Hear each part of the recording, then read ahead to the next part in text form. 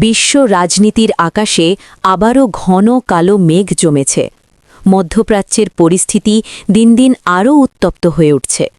আর এই উত্তেজনার মাঝেই বড় এক হুঁশিয়ারি দিয়েছে ইরান। দেশটি স্পষ্ট জানিয়ে দিয়েছে, যদি তাদের ওপর বড় ধরনের সামরিক হামলা চালানো হয় তাহলে তারা পুরো উপসাগরীয় অঞ্চল বন্ধ করে দিতে পারে। এই একটি ঘোষণাই এখন বিশ্ব জুড়ে আতঙ্ক তৈরি করেছে, কারণ এর সঙ্গে জড়িয়ে আছে বিশ্বের সবচেয়ে গুরুত্বপূর্ণ জ্বালানি সরবরাহ ব্যবস্থা। বিশেষ করে আলোচনায় এসেছে স্ট্রেইট অফ হরমুজ, একটি সরু জলপথ কিন্তু যার গুরুত্ব অপরিসীম। প্রতিদিন বিশ্বের প্রায় 20% তেল এই পথ দিয়ে পরিবহন করা হয়। মধ্যপ্রাচ্যের তেল সমৃদ্ধ দেশগুলো সৌদি আরব, ইরাক, কুয়েত, সংযুক্ত আরব আমিরাত সবাই এই পথের ওপর নির্ভরশীল। এখন ভাবুন, যদি এই পথ বন্ধ হয়ে যায় তাহলে কি হবে?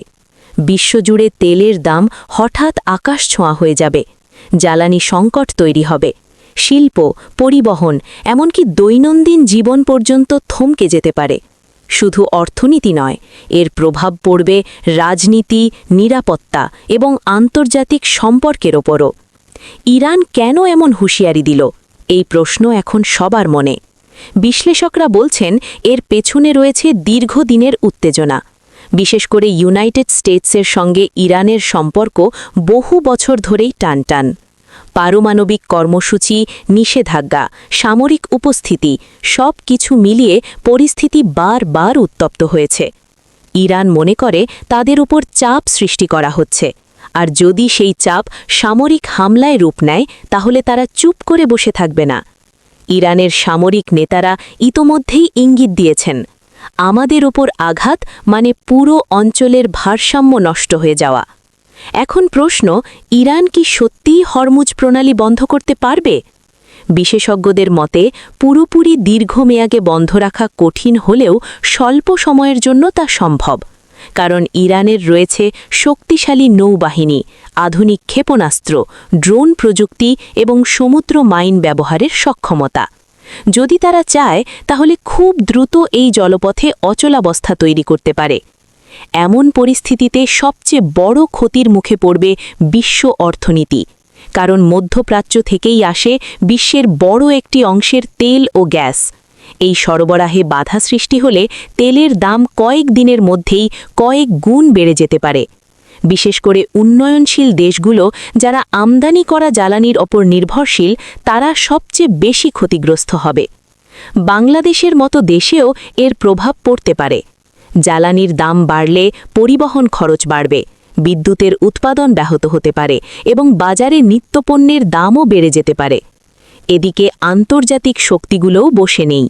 ইউনাইটেড স্টেটস ইতোমধ্যেই মধ্যপ্রাচ্যে তাদের সামরিক উপস্থিতি বাড়িয়েছে। তাদের নৌবহর হরমুজ প্রণালীর আশেপাশে টহল দিচ্ছে। এছাড়া ন্যাটোর দেশগুলোও পরিস্থিতির দিকে গভীর নজর রাখছে, কারণ এই সংকট শুধু একটি দেশের মধ্যে সীমাবদ্ধ নয়, এটি পুরো বিশ্বের জন্য একটি বড় ঝুঁকি।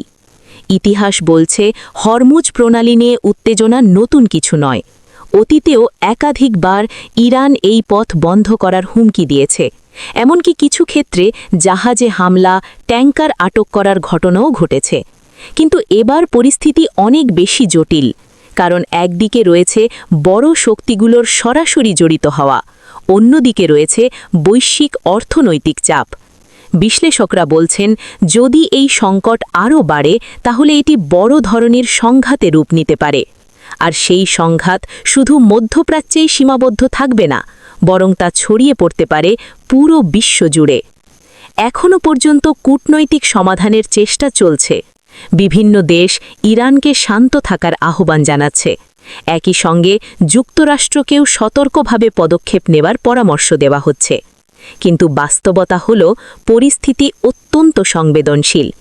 একটি ভুল সিদ্ধান্ত, একটি ছোট ঘটনা পুরো বিশ্বকে বড় সংকটের দিকে ঠেলে দিতে পারে।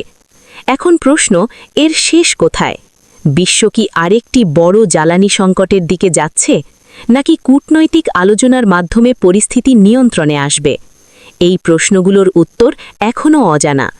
তবে একটি বিষয় নিশ্চিত, মধ্যপ্রাচ্যের এই উত্তেজনা শুধু একটি দেশের সমস্যা নয়, এটি পুরো বিশ্বের জন্য একটি সতর্কবার্তা। কারণ আজকের বিশ্বে একটি দেশের সংকট খুব